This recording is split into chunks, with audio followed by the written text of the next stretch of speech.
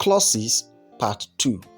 When I treated clauses Part 1, I defined clauses, I gave us some examples of clauses and told us that clauses could either make complete sense or not. If you are yet to watch clauses Part 1, the link is in the comment section of this video.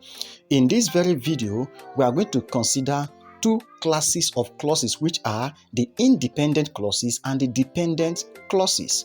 Let us start with the independent clauses. Just as the name implies, independent clauses are clauses that are not dependent on other clauses. They are able to stand on their own and they make complete sense. So clauses that make complete sense on their own are called independent clauses. On the other hand, dependent clauses, as the name implies, are clauses that are unable to stand on their own. They are always dependent on other clauses in order for them to make complete sense. Usually, they are dependent on the independent clauses to make complete sense. So, clauses that cannot stand alone and do not make complete sense on their own are dependent clauses.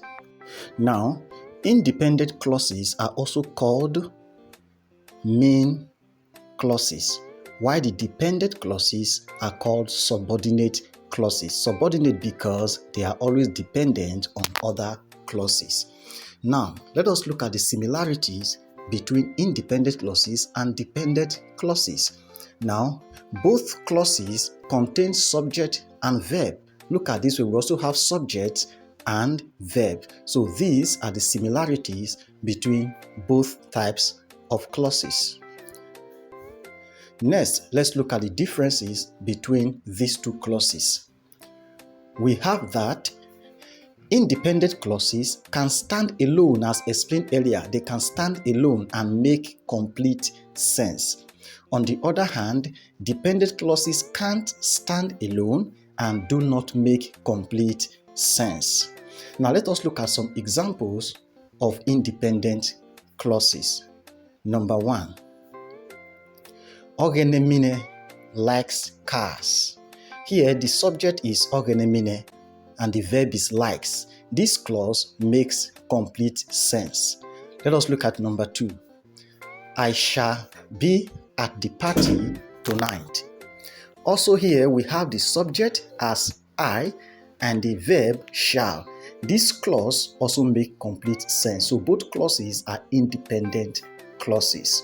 Next, examples of dependent clauses. Example 1. That are inspiring. Here there is a subject that. This is a relative pronoun serving as the subject of this clause. And we have the verb as are. But this clause does not make complete sense. Something is missing. It cannot stand on its own. It is therefore dependent. Let us look at example 2. Even if you are not coming. Here, of course, we have the subject, which is you, and the verb are. However, this clause does not make complete sense. Something is missing. It cannot stand alone.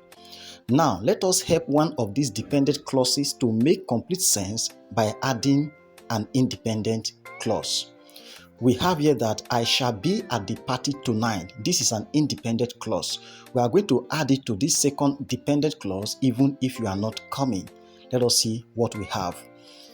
I shall be at the party tonight, even if you are not coming. Right now, this dependent clause has made complete sense with the addition of an independent clause. Now, here we have 3 clauses A to C. For each clause, you are to tell if it is a dependent clause or an independent clause. As for C, it is a sentence that comprises both dependent and independent clause. You are to identify the dependent one and the independent one here. Let's look at them. A. Who looks after the sheep? B. They met a hardworking man. And C. When I met you, I greeted you. For this C, which part is dependent and which part is independent? Put your answer in the comment section.